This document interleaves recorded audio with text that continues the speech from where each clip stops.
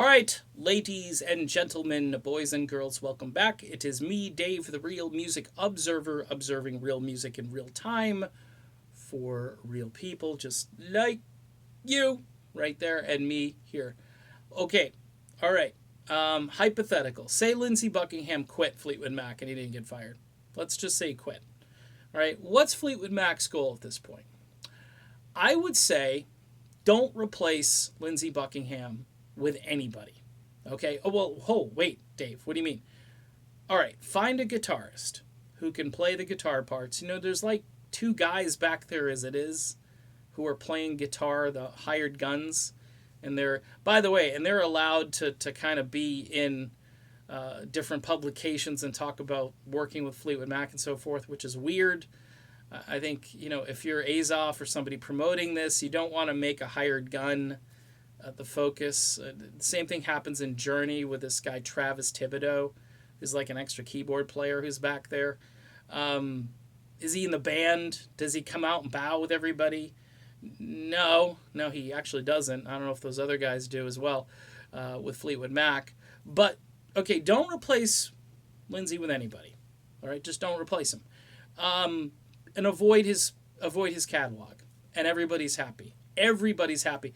See, because here's the deal. For you Stevie fans and Christine fans and people who are like, hey, it doesn't matter that Lindsey's not there. This is still high energy. This is fresh energy. This is amazing. Bring a guitar player in. Bring Campbell in if he wants to sing, Black Magic Woman or Oh Well or whatever song he's singing. I know Stevie is doing Black Magic Woman. And by the way, don't do any old Mac stuff. You don't have anybody who could really pull it off.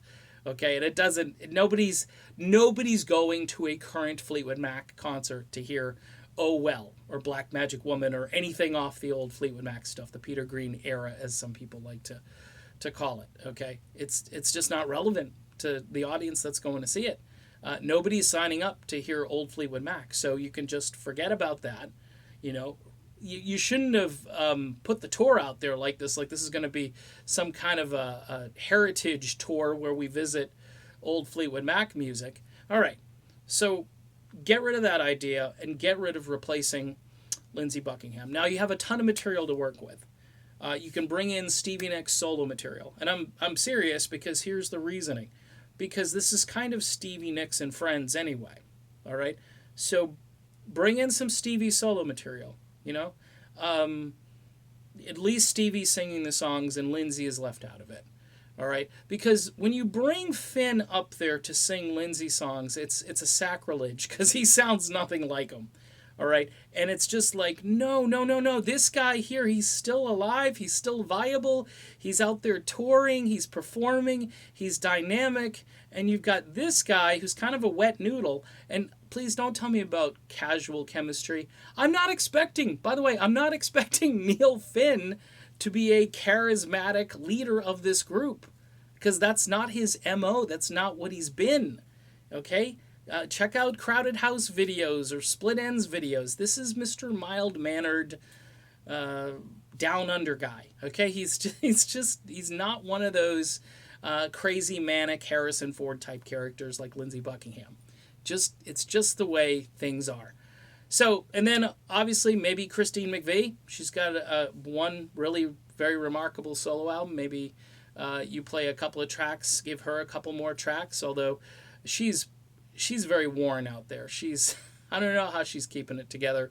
I know her voice. She's been struggling, but at least she's singing her material.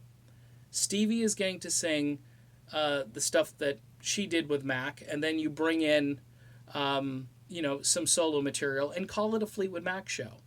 You could put together a nice 2-hour show.